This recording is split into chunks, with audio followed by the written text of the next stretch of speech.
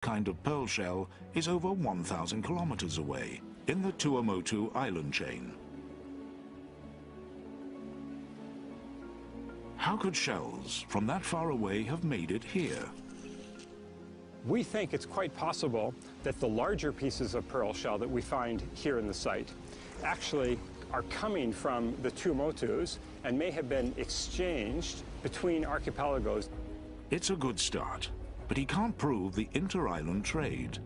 And with the ancient vessels long gone, evidence is hard to come by. Because the wooden canoes that Polynesians used are not preserved in the archaeological record, then we have to look for other evidence if we want to study inter-island exchange and voyaging. As the dig continues, another find takes them one step closer. A kind of ancient blade, a cutting tool known as an adze. It was the most important tool in ancient Polynesia. We're especially interested in the stone adzes. This is an incredible one. Adzes were the basic woodworking tools for Polynesians. It's unusual to find one that is so large. This weighs at least 10 pounds.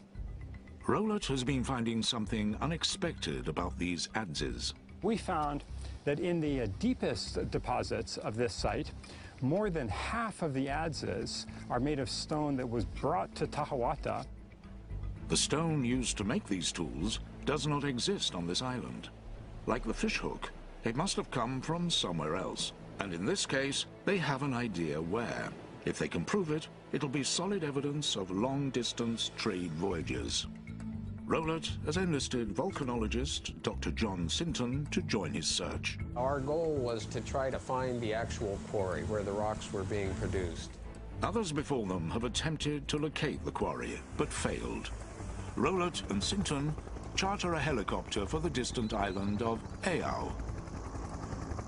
Remote, uninhabited, Eao is hundreds of kilometers from Rowlett's dig site. But they believe the stone found here might be a match for their adzes. On a bright morning, the helicopter pilot drops them off on the distant island. We jumped out of the helicopter. He took off and told us he would be back in 5 days. Rowlett and Sinton head deep into the wild tangled forest of Eao. They have food and water for just 5 days. Eao is known as an island of ill fortune, inhabited by the spirits of the ancient people. After 4 days of hunting, they've got nothing, and they're exhausted.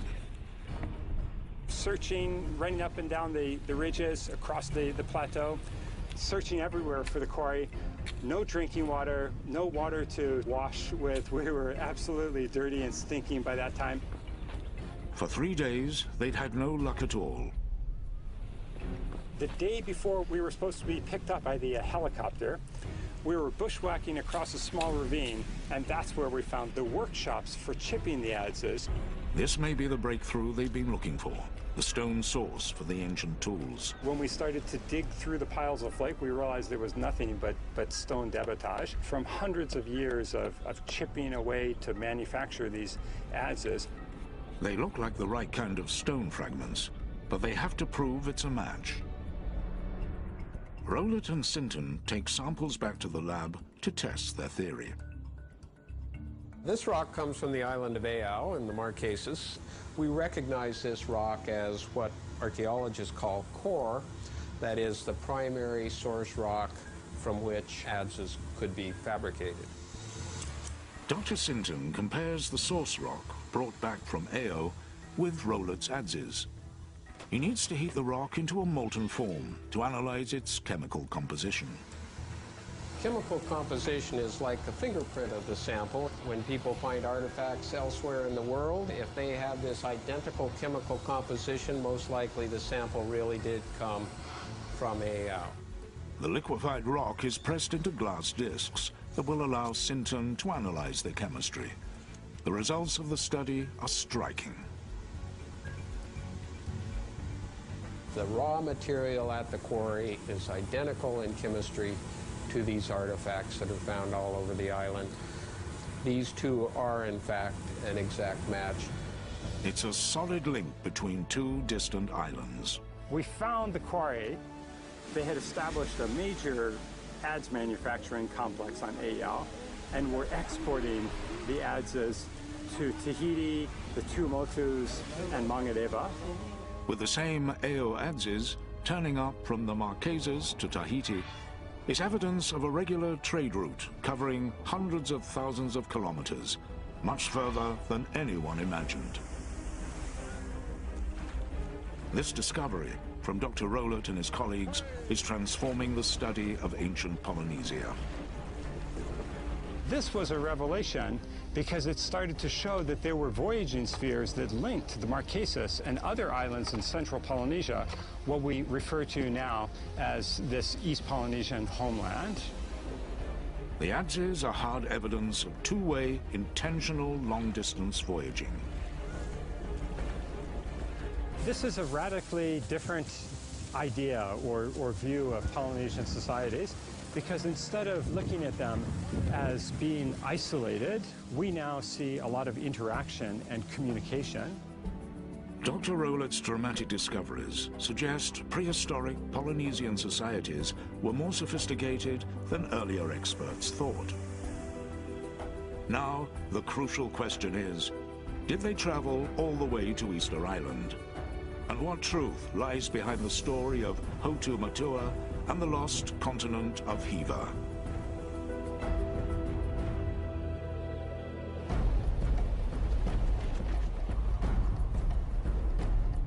On Easter Island, the elders are positive their forefathers came from an ancient homeland called Hiva.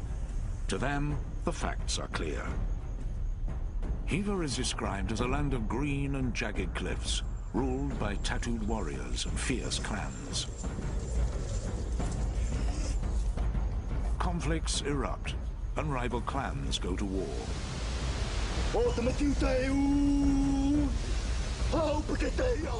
Chief Hotu Matua prepares his men for battle. They are fighting for control of the island, fighting for a homeland.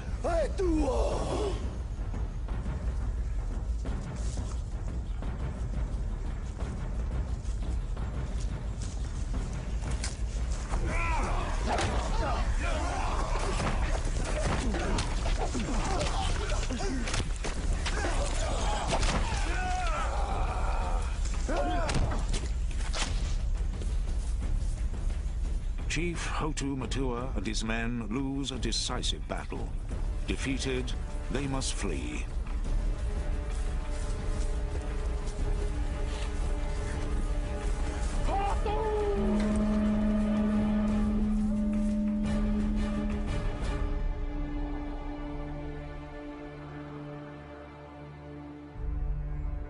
Hotu Matua must find a new home for his people. The high priest dreams of a faraway island to the east, in the direction of the rising sun. Hotu Matua knows they must leave the island before more of his men are killed. He commands scouts to search for the island in the priest's dream.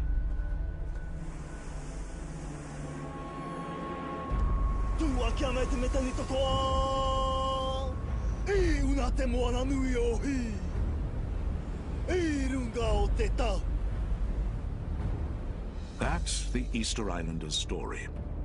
But could ancient Polynesians from the Marquesas region have traveled so far? Thousands of kilometers across the ocean.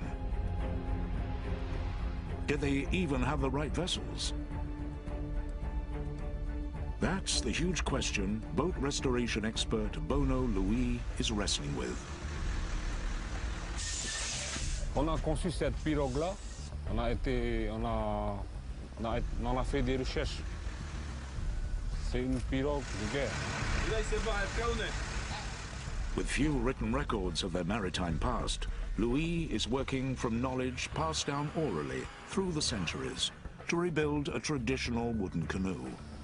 Et le modèle, d'après l'histoire, on dit le shape a été pris sur le coco. Parce qu'elle a un modèle demi-arrondi en dessous et elle a la forme plate. The canoe is made from a special kind of tree found here. Perfect material for long-distance travel. D'après l'histoire, les anciens, ils prennent plutôt le bois de... C'est un bois qui est léger et résistant à la mer. Bono Louis grew up here, over 3,000 kilometers from Easter Island. But remarkably, he has heard the very same stories as those islanders. Stories of a defeated tribe that set off on an epic journey. D'après l'histoire, avant ici, certains clans qui est obligé de partir parce qu'il y a la mort derrière. Il n'y a pas d'autre possibilité de s'enfuir avec une pirogue pour partir. Et ça leur donne du courage pour découvrir les îles, les autres îles où on peut habiter. They load up in preparation. The final piece of cargo, a sacred stone from Hiva, on the voyage to their new homeland. And so Hotu Matua and his people begin an epic journey. A voyage that could take them across thousands of kilometers of open ocean. They will battle stormy weather, rough seas, and blazing hot sun as they venture into the unknown.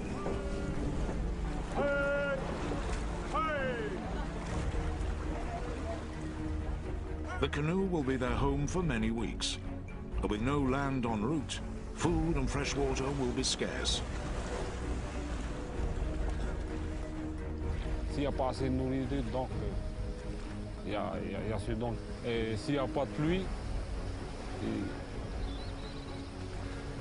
il y a danger. All they have are a few coconuts and whatever fish they can catch. Ils pêchent souvent des requins.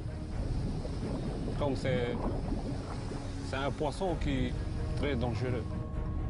Danger is all around, and the distant hope of a homeland far off on the horizon.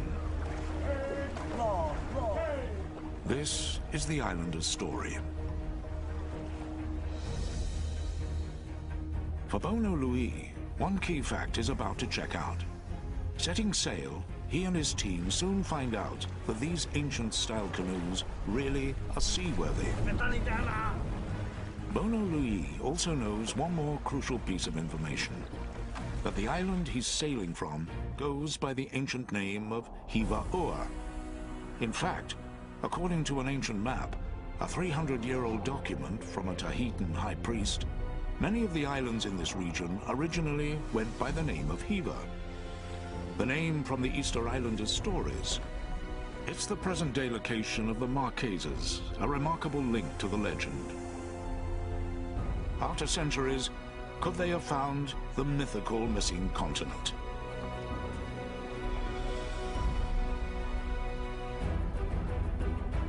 It's clear that the ancient Polynesians sailed the South Seas, but the Pacific Ocean covers 1/3 of the Earth's surface. Could they really have undertaken long-distance journeys, like the amazing voyage to Easter Island? Many historians and scientists assumed that Polynesians crossed the ocean largely by accident, being blown off course. For a long time, the ancient Polynesians were considered too primitive to intentionally voyage to distant locations. But one clue shows that they may well have. It's a kind of ocean map known as a stick chart. Thin pieces of coconut fronds are tied together to represent ocean currents. Small shells attached to the frame show the location of land. It's a chart of islands visited.